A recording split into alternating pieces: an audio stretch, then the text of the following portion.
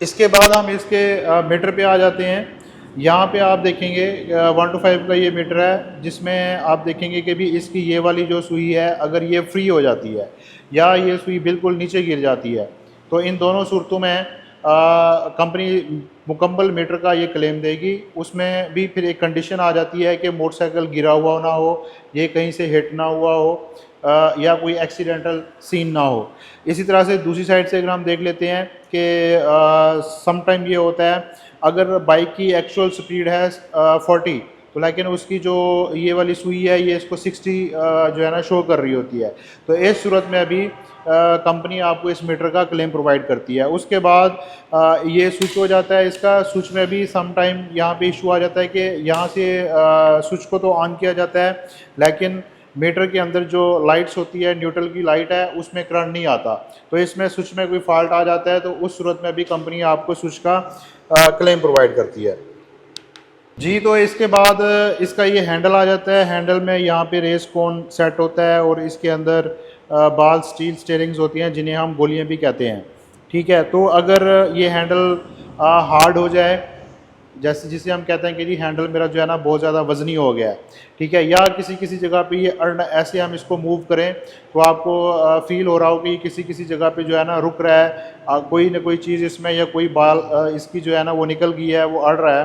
तो उस सूरत में कंपनी इसके अंदर जो कौन सेट होता है उसको कहती है क्लेम कर दें और बाल स्टील स्टेयरिंग जो होती हैं वो भी सारी की सारी इसकी नई डाल दें। तो ये वाला पोर्शन दोनों साइड से जो है ना ये क्लेम हो जाता है।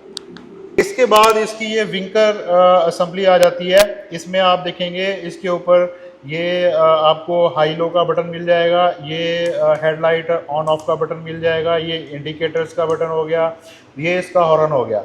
अगर इन तमाम बटन में से भी कोई भी एक बटन काम करना छोड़ दे या ये निकल जाए, यहाँ से लूज होके निकल जाता है कोई भी एक बटन, या इसमें से किसी भी एक बटन का फंक्शन जो है ना ख़त्म हो जाए, वो काम ना कर रहा हो, तो इस सूरत में भी कंपनी ये मुकम्मल जो असेंबली है इसको क्लेम करती है। चूँकि हम ये इसका सेल्फ भी आ जाएगा। अगर ये सेल्फ का बटन जो है काम करना छोड़ जाए या इसका ये वाला बटन यहाँ से लूज़ होके निकल जाए तो इस सूरत में कंपनी आपको ये वाली पूरी की पूरी असेंबली क्लेम करके देगी। उसमें भी शर्त ये है कि मोटरसाइकिल गिरा हुआ ना हो, एक्सीडेंटल ना हो। जी, तो गाइज उसके बाद हम इसके फ्यूल टैंक के ऊपर आ जाते हैं। तो ये फ्यूल टैंक हो गया मोटरसाइकिल का। अगर किसी भी जगह से ये पेंट जो है ना, ये पेंट की सरफेस जो है ना ये ख़राब होना स्टार्ट हो जाए, इसका पेंट ख़राब होना शुरू हो जाए, इसका लैकर ख़राब होना शुरू हो जाए, या कहीं पे भी इस पे बबल बनना स्टार्ट हो जाए 6000 किलोमीटर या 6 महीने के अंदर अंदर, तो उसमें भी कंडीशन ये है कि टैंकी के ऊपर कोई एक्स्ट्रा रगड़ ना लगी हो, मोटरसाइकिल गिरा हुआ ना हो, कोई निशान ना हो। तो इस सूरत में भी कंपनी आपको इसके फ्यूल टैंक का क्लेम देगी। और उसके बाद इस साइड पे हम यहाँ पे ये साइड कवर देख लेते हैं। उन पे भी अगर किसी जगह पे कोई बबल आ जाता है या ये पेंट मध्यम हो जाता है या ये पेंट उतरना स्टार्ट हो जाता है तो इन तीनों सूरतों में भी कंपनी आपको इसका भी क्लेम प्रोवाइड करेगी।